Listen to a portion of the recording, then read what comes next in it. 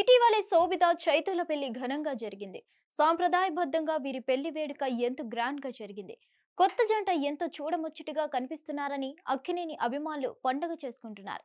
ఇంకోవైపు శోభిత చైతుల పెళ్లి వేడుకలకు సంబంధించిన అనేక ఇమేజెస్ నెట్టింట వైరల్ అయ్యాయి. ఇదిలా ఉండగా కొత్త జంట గుడికి వెళ్లారు. పెళ్లి తర్వాత నాగార్జున తన కొడుకు కోడల్ని తీసుకొని శ్రీశైలం మల్లన్న దర్శనానికి వెళ్లారు. అయితే ఆలయ పూజారులు సిబ్బంది నాగార్జున కుటుంబానికి స్పెషల్ గా వెల్కమ్ చెప్పారు. ఇదిలా ఉండగా వీరు గుడిలోకి వెళ్లి అక్కడ ప్రత్యేకంగా పూజలు సైతం నిర్వహించారు. అయితే ఇక్కడే నాగార్జున చేసిన ఒక పని ప్రస్తుతం వివాదానికి కారణంగా మారింది.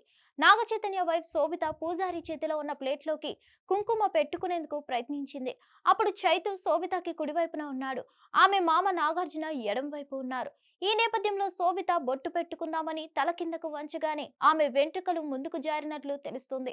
అప్పుడు నాగార్జున ఆమె వెంట్రుకల్ని పట్టుకొని బొట్టు పెట్టుకునేటప్పుడు ఇబ్బంది కలగకుండా పట్టుకున్నారు.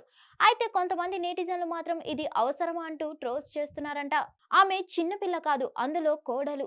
ఇలా చేస్తే లేనిపోని ఇబ్బందులు వచ్చేందుకు ఛాన్సెస్ ఇచ్చినట్లు కదా అని కొందరు ట్రోల్స్ చేస్తున్నారు.